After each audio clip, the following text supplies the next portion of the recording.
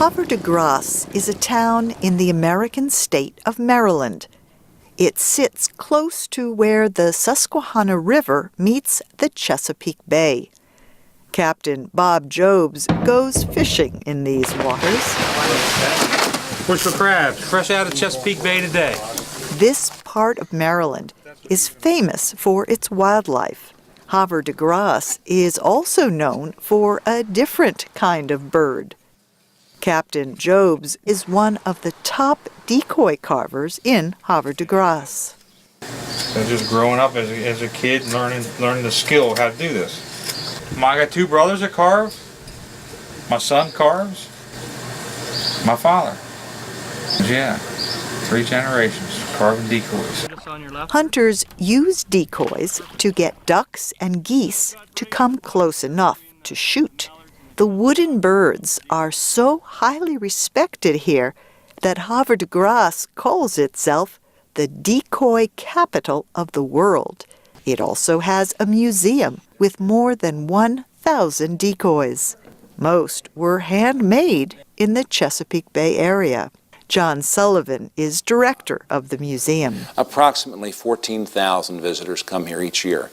We have visitors from all over the United States and all over the world. Henry Miner came from the Chicago area to see the decoys. I particularly like the older ones, the very first style, and anything that's wood, because nowadays everything's plastic or foam, so they're all pretty neat to look at. The demand for decoys rose in the middle of the 19th century because of a device called a sink box. Hunters would hide in the middle of these floating structures, surrounded by decoys. You'd use from 200 to 500 decoys around these gunning devices, and that demand put a lot of the house painters and carpenters in the business of producing decoys. The sink box was banned in 1935, and the demand for decoys dropped.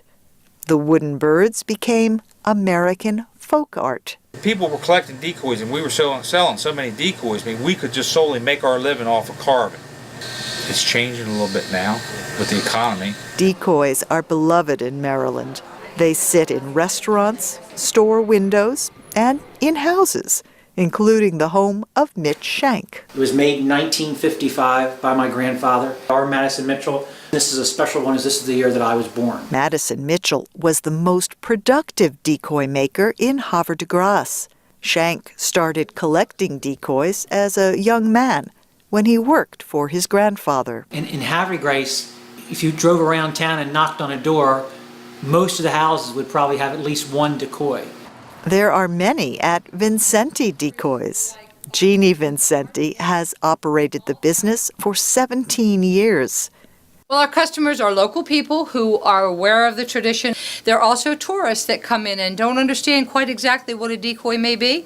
But when they come in, they find something in the store that they really like and consider a treasure. She says decoys can cost from $50 to several $1,000s. This antique decoy is priced at almost $5,000. Vincenti also sells wood carving supplies. There are younger people coming into it every day. Is it the number that we saw years ago? Probably not. Vincenti hopes more young people become decoy carvers, so the tradition will continue in Havre de Grace. I'm Faith Lapidus.